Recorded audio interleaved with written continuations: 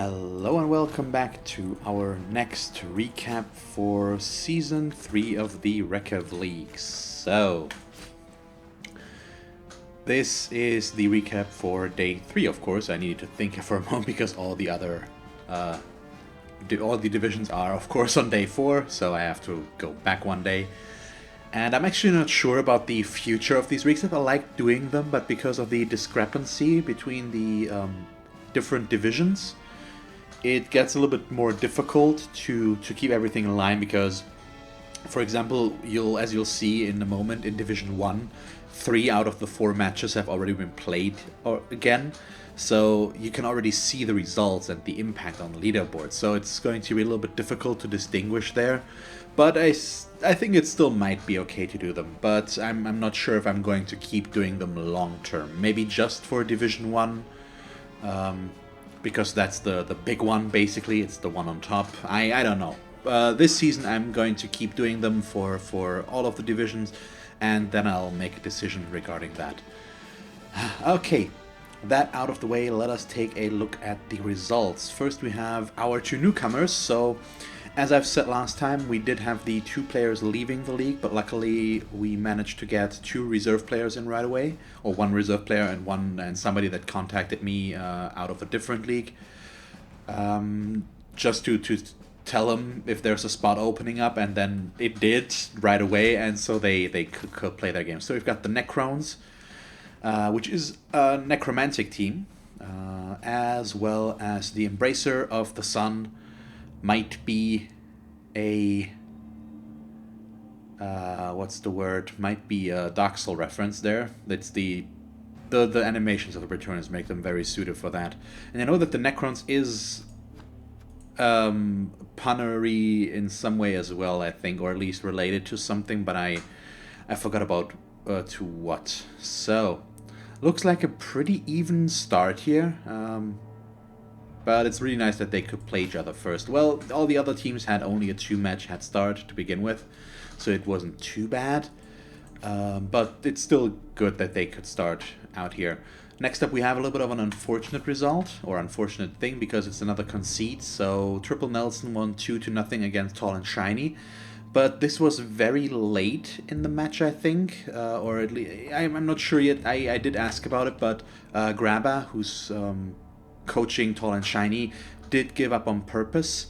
We still haven't implemented a rule for the league regarding concedes, and I do need to get to that, and we'll have to vote because I don't want to force anything on somebody here.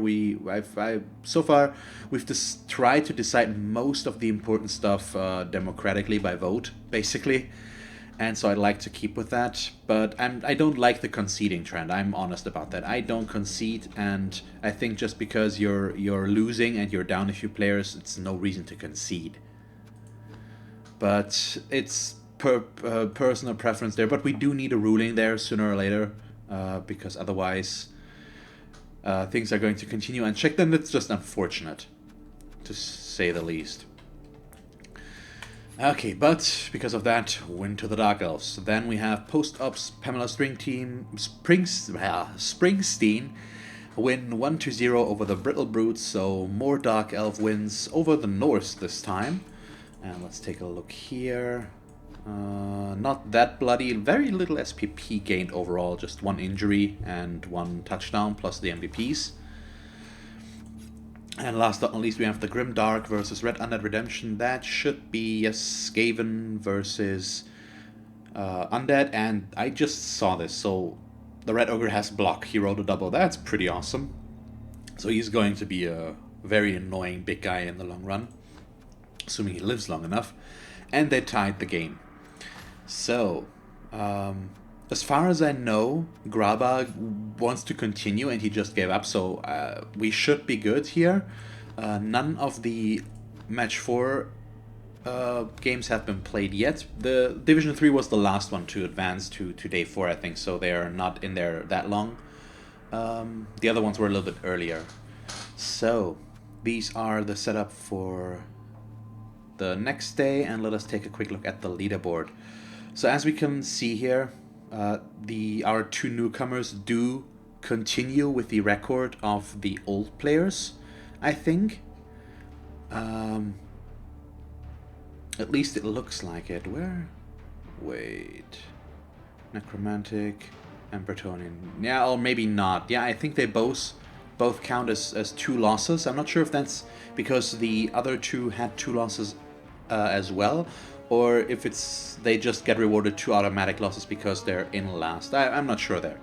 But that's our new leaderboard. So Axino with the triple Nelson is in the lead, and the board is getting a little bit more pulled apart here. So we might have a trend going on, but it's still pretty early. We're just at the halfway point of the season with day 4 out of 7, so there's still a lot that can happen. But we've got at least a trend going on here. Okay, let's move on to Division 2 and take a look there. So here, there's already a lot of matches played again as well, so I can actually just validate that real quick. So we've got the Gentleman's Gentleman who lost against Just a Blork in the West. Oh, and both getting level ups out of this. So how bloody was this? Oh, a little bit more. 2 injuries there apparently, although this looks like 2 injuries as well. No, that's a touchdown and a pass. Yep. Okay, so let me validate this. And I'm very happy that this division just appears to be very motivated, but they were also the first ones to get into day 4, and that's made that happen. But let's move back towards day 3 here. So very speaking results here. First we have the Gentleman's Gentleman again, who lost 2-0 against the Boneyard Hillbillies. So not that fruitful for the humans this time around, and the undead came out ahead. Then we have Ratatonic losing 1-3 against the Boneyard Hillbillies. By conceit? No, that's wrong. Yeah, that's something we'll have to address next time, because that was a bit of a mistake there. I think it's always going back to the new day. So let's not let ourselves get diverted by that. We have Just a Blork in the West who won 2-0 over American Snuff, so Orcs won over Norse there. Then we do have day 3, which is Ratatonic winning 4-0 against Steven Spielberg and Co. That's a complete rollover. I don't know what happened there. And they even did more injuries. I think there might be some turnovers happening maybe, or just some unfortunate kickoff results, but that's a pretty clear result. So congratulations to Ratatonic there. And last but not least, we have the Nice Guys winning 1-0 over, I still can't pronounce that, so Chaos winning over Norse. And yeah, here we do have some injuries as well, but on both sides apparently. Although more on the Chaos, a lot more 4 injuries. That's pretty brutal. And the problem now here is the leaderboard does already include day 3, and I can't change that. So we can already show this. So we do have a definite trend going on here for now. So Motley with his Orcs is doing very well right now. And we'll have to wait and see if the Gentleman's Gentleman and Steven Spielberg and Co. can break out of their losing streak and win one or tie one. It's still, the midfield is still very much open, but we do start to get a little bit of a definitive top here. And we'll have to wait and see how that continues. Okay, moving on to Division 1. And here we have the same problem as in Division 2, so there's only one match left open, but let's focus on day 3. So I'm not going to go into this too much, or maybe I should. So we've got Longfinger Jacks against the Big Bowman Brigade, which ended in a tie. Yep, so not a lot of things happening here, both 1 injury, 1 touchdown, and the MVP. But okay, I think the 4 KOs here might... Oh, and he killed someone as well. That's pretty brutal. The KOs might have allowed Ibres here to... And so far he's doing pretty well with his new Chaos team, I think. We'll check that in a moment. Next we have Trailer Trashed against the Avengorks, so the Bash teams going head to head here and ending in a tie. But Trailer Trashed is getting very scary. I've taken a look at the team because I'm going to play them on day 5, I think, and I don't like the development they have going on. But I mean, all of the Division 1 teams are getting more and more developed by now, of course, because they've got the most matches in. But the Dwarves are getting scary, but all the teams are getting scary at that. Next we have Greywood Guardians versus my team. It's a numbers game, and here I managed to win 2-1 against Dave. This match was a lot closer than the previous ones that we had, so his team is coming along very nicely, and he's definitely gotten a lot better. And he's doing very well so far this season, I think. I'm his first loss, I think. So yeah. Elf on elf bullshit abound, and in the end my elf bullshit was a little bit stronger than his. And last but not least we have Crooked Rattlings versus Pundosaurus, and here Rob and his Lizardmen pound themselves to a win against the new Skaven team. And yeah, that's just 2 injuries, which is probably going to influence some stuff. Oh, and the kill. Yeah, the Skaven are suffering a bit, but once again, I want to point out he was a volunteer, so he knew what he got himself into. And these results are already very speaking themselves, so the only match missing here is myself versus James Typhoon and his Skaven. But we haven't set a date for that yet, but also we still have 2 weeks, so this is something I want to point out. Most of the players are really motivated and schedule their matches very early, and I'm very happy about that. So this is pretty cool. I like that. So let's take a look at the leaderboard as it stands right now. Once again, it's a little bit... it's very much influenced by day 4 already being played most of the time. So here we do have a bit of a trend, but there's still a lot of stuff open. So our Ku and Srab are at the bottom right now, but they can still at least go up further, and we should probably point out, because it's very important for Division 1 as well, that some players will move down a division at the end of this season. So if you're probably, we haven't still said a number there, but I think it's probably going to come down to that, the players, the places 5 to 8 will go down, because the first 2, in this case, out of the lower divisions will move up to Division 1.